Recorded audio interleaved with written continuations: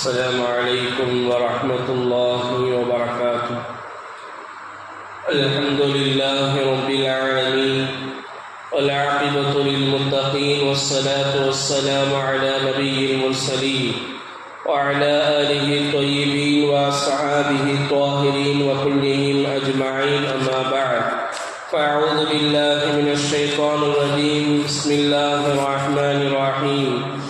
وقال الله عز وجل: إذ قال يوسف لأبيه يا أبتي إني رأيت 11 كوكبا والشمس والقمر رأيتهم لي ساجدين لا تقصص رؤياك على إخوتك فيكيد لك كيدا إن الشيطان للإنسان عدو مبين. فقال نبينا صلى الله عليه وسلم: لم يبقي من النبوة إلا مبشرات. قالوا: وما المبشرات؟ الرؤية الصالحة. رواه البخاري. صدق الله مولانا العظيم وصدق رسوله النبي الكريم، ونحن على ذلك من الشاهدين والشاكرين، والحمد لله رب العالمين. கண்ணியத்திற்கும் மிகுந்த மரியாதைக்கும் உரித்தான் அல்லாஹுவின் நல்லடியார்களே, அல்லாஹுவின் மாபெரும் கிருபையினால் இன்றோடு குர்ஆனில் 13 ஜுஸூக்கள் முடிவடைந்திருக்கிறது. அல்ஹம்துலில்லாஹ். மீதம் இருக்கக்கூடிய குர்ஆனுடைய வசனத்தை கேட்கக்கூடிய பாக்கியத்தையும் அதனை சிந்தித்து செயலாற்றக்கூடிய பாக்கியத்தையும் அல்லாஹ் ஜல்ல ஷானஹு தஆலா வரும் காலங்களில் நம் அனைவர்களுக்கும் தௌஃபீக் செய்வானாக. ஆமீன். கண்ணியத்திற்கும் மிகுந்த மரியாதைக்கும் உரித்தான அல்லாஹுவின் நல்லடியார்களே, இன்றைக்கு ஓதப்பட்ட அத்தியாயம் ஆரம்ப அத்தியாயம் சூரத்துல் யூசுப். யூசுப் என்று சொன்னால் நமக்கெல்லாம் ஞாபகத்திற்கு வருவது 2 விஷயங்கள் தான். ஒன்று, அவர் மிகவும் அழகாக இருப்பார். மற்றொன்று, யூசுப் என்று சொன்னால் அவர் கனவிற்கு மிகவும் அற்புதமான முறையில் எந்த இடத்திலேயும் எந்த தவறுகளும் வராத விதத்தில் கனவிற்கு மிக சிறந்த அளவில் விளக்கம் கூறக்கூடியவர் என்று சொன்னால் குர்ஆன் சொல்கிறது ஹஜ்ரத் யூசுப் அலைஹிஸ்ஸலாத்து வஸ்ஸலாம் என்பதாக சொல்கிறது. இன்றைக்கு நான் மேலே ஓதிய ஆயத் ஹஜ்ரத் யூசுப் அலைஹிஸ்ஸலாத்து வஸ்ஸலாம் அவர்களுடைய விஷயங்களை பற்றி, அத்தியாயத்தை பற்றி அல்லாஹ் சொல்லுகிற பொழுது ஆரம்பத்திலே சொல்லுவான் அஹ்ஸனுல் கஸஸ், அதாவது அழகிய சம்பவம் என்பதாக அல்லாஹ் ஜல்ல ஷானஹு தஆலா குர்ஆனிலே குறிப்பிடுவார். அப்படி சூரத்தினுடைய ஆரம்பத்திலே நாம் பார்க்கிற பொழுது அல்லாஹ் கனவை கொண்டுதான் ஆரம்பிப்பான். எப்படி? இது கால யூசுப் லி அபீஹி, யூசுப் அலைஹிஸ்ஸலாத்து வஸ்ஸலாம் அவருடைய தந்தை யாக்கூப் அலைஹிஸ்ஸலாத்து வஸ்ஸலாம் இடத்திலே யூசுப் அலைஹிஸ்ஸலாத்து வஸ்ஸலாம் அவர்கள் சொல்லுவார்கள், இது கால யூசுப் லி அபீஹி யா அபதி இன்னி ரஅய்து 11 கௌகபா வஷ்ஷம்ஸ வல் கமர ரஅய்துஹும் லி சாஜிதீன். யூசுப் அலைஹிஸ்ஸலாத்து வஸ்ஸலாம் அவர்கள் ஒரு 10 வயது சிறு பாலகர். அவர்கள் தான் கண்ட கனவை தன்னுடைய தந்தையிடத்தில் சொல்லுவார்கள், என்னுடைய தந்தையே, என்னுடைய கனவிலே 11 நட்சத்திரங்களும் ஒரு சூரியன் ஒரு சந்திரன் இவைகள் அனைத்தும் எனக்கு சாஷ்டாங்கம் செய்வதை போல, எனக்கு சஜிதா செய்வதை போல நான் கனவு கண்டேன் என்பதாக சொல்லுவார்கள். இவர்களுடைய தந்தையும் ஒரு நபி யாக்கூப் அலைஹிஸ்ஸலாத்து வஸ்ஸலாம் அவர்களும் கனவுக்கு விளக்கம் கூறக்கூடியவர்களாகத்தான் இருக்க வேண்டும். அதனால் தான் சொல்லுவார்கள், என்னுடைய மகனே, நீ கண்ட கனவை உன்னுடைய சகோதரனிடத்திலே சொல்லிவிடாதே. ஏன்? ஷைத்தான் இருக்கிறானே, அவன் சூழ்ச்சி செய்யக்கூடியவனாக இருக்கிறான், தெளிவான விரோதியாக அவன் இருக்கிறான் என்பதாக சொல்லுவார்கள். ஆனால் ஹஜ்ரத் யாக்கூப் அலைஹிஸ்ஸலாத்து வஸ்ஸலாம் அவர்கள் எதை பயந்தார்களோ அதுதான் நடந்தது. நாம் அனைவர்களும் நிச்சயமாக சூரத்துல் யூசுஃபினுடைய தர்ஜுமாக்களை படிக்க வேண்டும். முஸ்லிம்கள் அனைவர்களும் படிக்க வேண்டும். காரணம், ஹஜ்ரத் யூசுப் அலைஹிஸ்ஸலாத்து வஸ்ஸலாம் அவருடைய சம்பவத்தின் வாயிலாக, இந்த அத்தியாயத்தின் வாயிலாக அல்லாஹ் ஜல்ல ஷானஹு தஆலா இந்த சமுதாயத்திற்கு அதிகமான விளக்கங்களை முடிவுகளை, விஷயங்களை, படிப்பினைகளை அல்லாஹ் ஜல்லஷானஹு தஆலா சொல்லியிருக்கிறார். அதற்கு பிறகு ஹஜ்ரத் யூசுப் அலைஹிஸ்ஸலாத்து வஸ்ஸலாம் அவருடைய சகோதரர்கள் எப்படியெல்லாம் அவர்களை கிணத்தினை தள்ளினார்கள், அதை ஒரு பிரயாண கூட்டம், வியாபார கூட்டம் எடுத்து சென்றது, அதை சந்தையிலே விற்றார்கள். அவர்கள் எகிப்து நாட்டினுடைய அரசினுடைய அவர்களுடைய கட்டுப்பாட்டிற்கு கீழே வந்தார்கள். இப்படியாக அந்த சூரத்துல் யூசுப் சென்று கொண்டிருக்கும் பொழுது இந்த சூறாக்களில் அல்லாஹ் ஜல்லஷானஹு தஆலா 3 கனவுகளை பற்றி சொல்லுவார். இந்த சூறாவுக்கு கனவு சூறா என்பது கூட நாம் சொல்லலாம். 3 கனவுகள் வரும். ஒன்று ஹஜ்ரத் யூசுப் அலைஹிஸ்ஸலாத்து வஸ்ஸலாம் அவர்கள் பார்த்த கனவு. இரண்டாவது ஹஜ்ரத் யூசுப் அலைஹிஸ்ஸலாத்து வஸ்ஸலாம் அவர்கள் செய்யாத தவறுக்கு அல்லது தவறு செய்து விடுவோமோ என்று பயந்து சிறைச்சாலைக்கு செல்லுவார்கள். அங்கே 2 சிறை தோழர்கள் அவர்கள் ஒரு கனவு ஒன்றை காணுவார்கள். 2 பேர்களும் அவர்கள் கனவு ஒன்றை காணுவார்கள். முதலாவது அவர் கனவு காணுவார், அவர் அரசருக்கு திராட்சை பழ ரசத்தை பிழிந்து கொடுக்கிற மாதிரி கனவை காண்பார். இன்னொரு மனிதர் அவருடைய தலையிலே ரொட்டி துண்டுகளை வைத்திருப்பார், அதை காகங்கள் எல்லாம் கொத்தி திங்கக்கூடிய கனவை காண்பார். வந்து சொல்லுவாங்க யூசுப் அலைஹிஸ்ஸலாத்து வஸ்ஸலாம் இடத்திலே, இந்த மாதிரி நாங்கள் 2 பேரும் கனவு கண்டோம், இந்த கனவுக்கு நீங்கள் எங்களுக்கு விளக்கம் சொல்லணும் என்பதாக சொல்லுவாங்க. ஹஜ்ரத் யூசுப் அலைஹிஸ்ஸலாத்து வஸ்ஸலாம் அவர்கள் திட்டமாக, நான் உங்களுக்கு கனவுக்கு விளக்கம் தருவேன், உங்களுடைய உணவு வருவதற்கு முன்பதாகவே உங்களுடைய கனவுக்கு நான் விளக்கம் தருவேன் என்பதாக விளக்கம் கொடுத்தார்கள். முதலாவது அவருக்கு சொன்னார்கள், நீங்கள் அரசருக்கு திராட்சை பழத்தை பிழிந்து கொடுக்கக்கூடிய ஒரு மனிதராக இதற்கு முன்னால் வேலை செய்தீர்கள், மீண்டும் அந்த வேலை உங்களுக்கு கிடைக்கும், சிறையிலிருந்து நீங்கள் விடுபடுவீர்கள் என்பதாக சொன்னார்கள். இரண்டாவது மனிதர் கனவு கண்டார் இல்லையா, அவருக்கு விளக்கம் கொடுத்தார்கள், நீ செய்த தவறுக்காக வேண்டி நீ தண்டிக்கப்படுவாய், உன்னை சிலுவையிலே அறையப்படுவாய், அறையப்பட்டதற்கு பின்னால் உன்னுடைய உயிர் போகும், உன்னுடைய தலையில் இருக்கக்கூடிய மூளையை காகங்கள் எல்லாம் கொத்தி திங்கும், இது நிச்சயமாக நடக்கும் என்பதாக சொன்னார்கள். அதே போன்று நடந்தது. ஹஜ்ரத் யூசுப் அலைஹிஸ்ஸலாத்து வஸ்ஸலாம் அவர்கள் அரசருக்கு மது பிழிந்து கொடுக்கக்கூடிய அந்த வேலையாளிடத்திலே சொல்லி அனுப்பினார்கள், அரசரிடத்திலே என்னை பற்றி நீங்கள் சொல்லுங்கள், இந்த மாதிரி யூசுப் செய்யாத தவறுக்கு சிறையில் இருக்காரு, அவரை நீங்கள் விடுவிக்குமாறு உங்களிடத்திலே கேட்டுக்கொண்டார் என்பதாக நீங்கள் சொல்லுங்கள் என்பதாக சொல்லுவார்கள். ஆனால் சென்றவர் விடுவித்து போகும் பொழுது அவர் அதை மறந்து விடுவார். ஆனாலும் கனவு இருக்கிறதே, அங்கேயும் விடவில்லை, அரசருக்கும் ஒரு கனவு வருகிறது. அதாவது யார சிறையில அனுப்பின அந்த அரசர் இருக்கிறார் இல்லையா, அவருக்கும் கனவு வருகிறது. பாருங்கள், கனவின் வாயிலாகவே இந்த சூறா இருக்கிறதே சென்று கொண்டிருக்கும். அரசர் ஒரு கனவு காண்பார். என்ன கனவு? 7 கொழுத்த மாடுகள் 7 நோஞ்சா மாடுகளை சாப்பிடுவதை போல ஒரு கனவு ஒன்றை காணுவார். அதே மாதிரி 7 கதிர்கள் ஒரு பக்கமும் 7 காய்ந்த கதிர்கள் ஒரு பக்கமும் கனவு காண்பார். இந்த கனவை தன்னுடைய மந்திரிகளிடத்திலே சொல்லுவார், நான் இப்படி ஒரு கனவு ஒன்றை கண்டேன், இந்த கனவிற்கு என்ன விளக்கம் என்பதாக கேட்கும் பொழுது அந்த மந்திரிகள் எல்லாம் சொல்லுவாங்க, பொதுவாக சில மந்திரிகளுக்கு கொஞ்சம் மூளை கம்மியாக இருக்கும், அந்த மந்திரிகள்லாம் சொன்னாங்க, அரசரே உங்களுக்கு கொஞ்சம் செரிமான கோளாறாக இருக்குது, அதனால தான் இப்படிலாம் கனவு வருது அப்படிங்கிற மாதிரி சொல்லிட்டாங்க. இருந்தாலும் அரசருக்கு பக்கத்தில் வேலை பார்க்கக்கூடிய அந்த மதுவை திராட்சை பழ சாறை பிழிந்து கொடுக்கக்கூடிய அந்த மனிதருக்கு அப்பதான் மூளையில் உரைக்குது, ஆகா நம்முடைய கனவுக்கு ஒருத்தர் ஜெயிலில் இருக்கும் பொழுது சிறையில் இருக்கும்போது விளக்கம் சொன்னாரே, அவரை நாம் மறந்துட்டோமேன்னு அப்பதான் அவருக்கு ஞாபகம் வருது.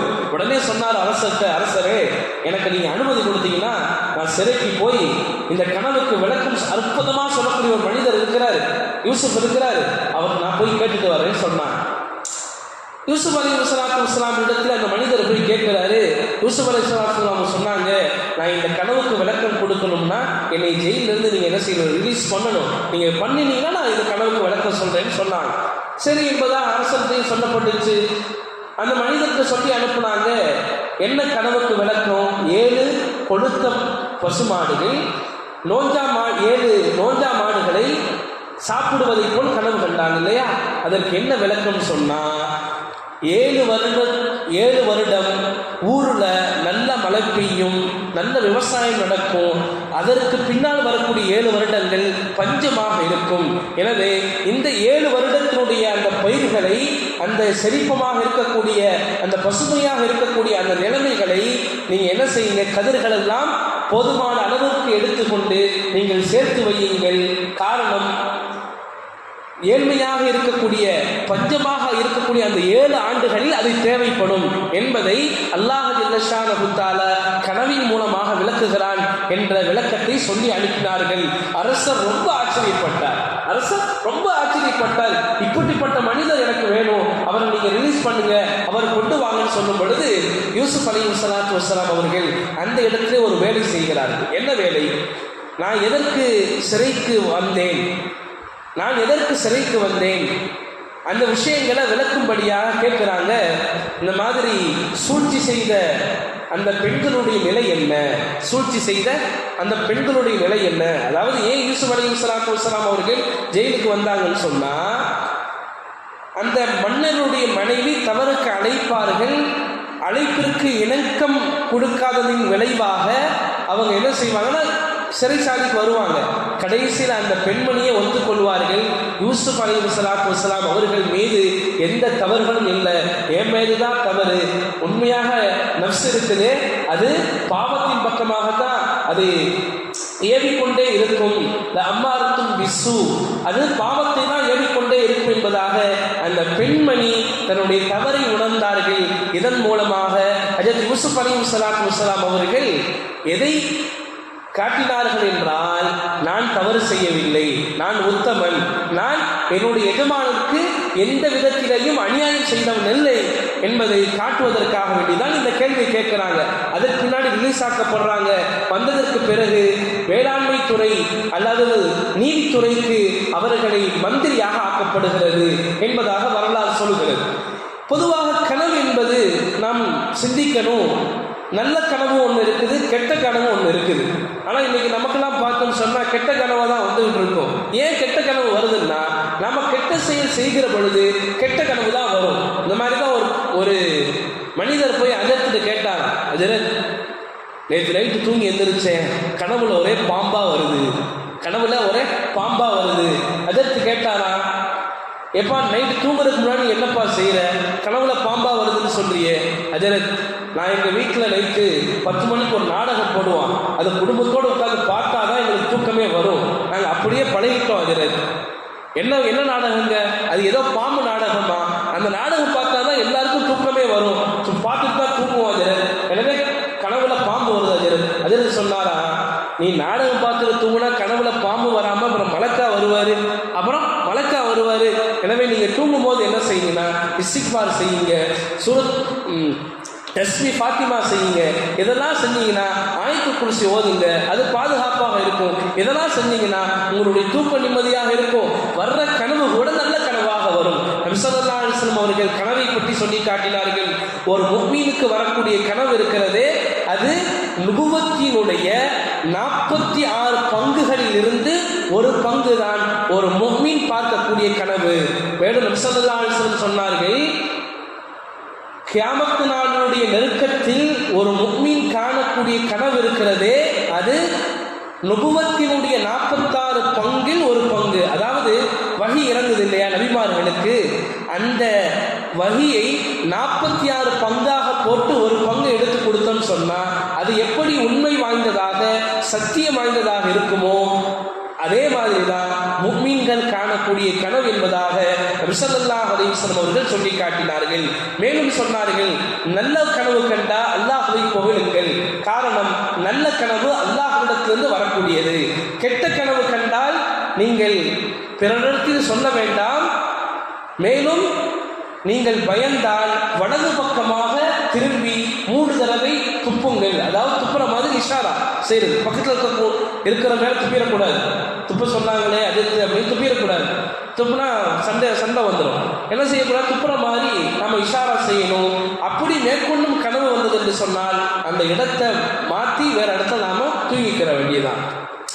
அதே மாதிரி கனவு வந்துச்சு சொன்னா, நல்ல கனவு வந்தா கெட்ட கனவு வந்தா பிறர்கிட்ட சொல்லலாமா சொல்லக்கூடாதா? அதாவது பொதுவாக கனவு சொல்லக்கூடாது. ஏன் சொல்லக்கூடாதுன்னா, இந்த கனவின் மூலமாக ஒரு மனிதருக்கு என்ன நிகழப் போவது என்பதை இவரின் மீது யார் பொறாமை கொள்ளக்கூடியவர்களாக இருக்கிறார்களோ அவர்களுக்கு தெரிந்தது என்று சொன்னால் அவர்கள் சுத்தி செய்து விடுவார்கள். இதுக்கு நீங்க ஆரம்பத்தில் நான் சொன்னேன் இல்லையா, யாக்கூப் நபி இடத்துல யூசுப் நபி சொன்னாங்க, தன்னுடைய மகனார் சொன்னாங்க தந்தை இடத்துல நான் கனவு கண்டேன். யாக்கூப் நபி ஏன் சொல்ல வேணாம்னு சொன்னாங்கன்னா, அந்த நிலையை, அதாவது யூசுப் நபி அந்த கனவு கண்டாங்க இல்லையா, அந்த கனவுக்கு என்ன விளக்கம்னா, கடைசியில யூசுப் நபி அவங்க ஒரு மந்திரியாக ஆயிடுவாங்க. ஆனதற்கு பிறகு அந்த பஞ்சமாக இருக்கக்கூடிய நேரத்தில் யாக்கூப் நபியும் அவங்களுடைய பிள்ளைகள், அந்த 11 பிள்ளைகளும் வருவாங்க. வந்து யூசுப் நபியை பார்ப்பாங்க. அவர் மந்திரியாக இருப்பாரு. அவருக்கு சாஷ்டாங்கம் செய்வாங்க, சஜிதா செய்வாங்க. அப்ப சொல்லுவாங்க யூசுப் நபி, என்னுடைய தந்தையே, நான் கண்டேன் அல்லவா கனவு, 11 நட்சத்திரங்களும் ஒரு சூரியன் ஒரு சந்திரன் என்னை சஜிதா செய்வதை போல நான் கனவு கண்டேன் சொன்ன இல்லையா, அந்த கனவிற்கு இதுதான் விளக்கம் என்பதாக எத்தனை வருடங்களுக்கு பிறகு சொன்னார்கள் தெரியுமா? 40 வருடத்துக்கு பின்னாடி சொன்னாங்க. ஒரு கனவு பழிக்க எத்தனை வருடம் ஆகுது? 40 வருடம் ஆகுது. இன்னைக்கெல்லாம் நாம என்ன நினைக்கிறது தெரியுமா? இன்னைக்கு நைட்டு கனவு கண்டனா நாளை காலையிலே கடத்திடணும் என்பதாக நாங்கள் கனவு காண்கிறோம். எனவே கனவு இருக்கிறதே, அதை யார்கிட்ட சொல்லலாம்? ஆலிம் கிட்ட சொல்லலாம். இந்த மாதிரி அஜரத், இந்த மாதிரி கனவு வருது, இதுக்கு என்ன விளக்கம் என்பதாக அவங்கள்ட்ட கேட்கலாம். நல்ல கனவு வந்தால் அல்லாஹ்வுக்கு நன்றி செலுத்தலாம். கெட்ட கனவு வந்தால் அல்லாஹ்விடத்தில் தொழுது, யா அல்லாஹ், இந்த கனவை விட்டு என்னை பாதுகாப்பாயாக, இந்த கனவுல என்ன விஷயம் நடந்ததோ அதை விட்டு என்னை நீ பாதுகாப்பாயாக என்பதாக அல்லாஹ்விடத்தில் நாங்கள் துவா கேட்கணும். சொன்னாங்க, ஒரு கனவு கண்டதை சொல்லப்பட்டதற்கு பின்னால் அந்த கனவு விளக்கம் சொல்லக்கூடியவர் அந்த கனவுக்கு சரியான முறையில் விளக்கம் சொல்வாரையானால், அதாவது நாம கண்ட கனவுக்கு சரியான விளக்கமாக இருந்துச்சுன்னா அது நல்லதோ கெட்டதோ அது நிச்சயமாக நடந்தே தீரும். நபிசல்லாஹு சொன்னாங்க. எந்த அளவுக்கு சொன்னா, ஒரு கழுகோ ஒரு பறவையோ தன்னுடைய இரையை தூக்கி கொண்டு போகும் பொழுது அதை விட்டால், அது தன்னுடைய கால்களிலிருந்து விட்டால் எவ்வளவு வேகமாக அது பூமியை வந்து அடையுமோ அந்த வேகத்திற்கு அந்த கனவினுடைய பலன்கள் அவருக்கு நிகழ்ந்தே தீரும் என்பதாக ஸல்லல்லாஹு அலைஹி வஸல்லம் அவர்கள் சொல்லி காட்டினார்கள். அல்லாஹ் ஜல்லஷானஹு தஆலா நல்ல கனவை காணக்கூடிய பாக்கியத்தையும் அதை கொண்டு நல்ல விஷயங்களை பெறப்பட்ட மனிதர்களாக அல்லாஹ் ஜல்லஷானஹு தஆலா நம் அனைவரையும் ஆக்கி அருள்வானாக. ஆமீன். வ ஆகிரு தஅவானா அல்ஹம்துலில்லாஹி ரப்பில் ஆலமீன். அஸ்ஸலாமு அலைக்கும் வ ரஹ்மத்துல்லாஹி வ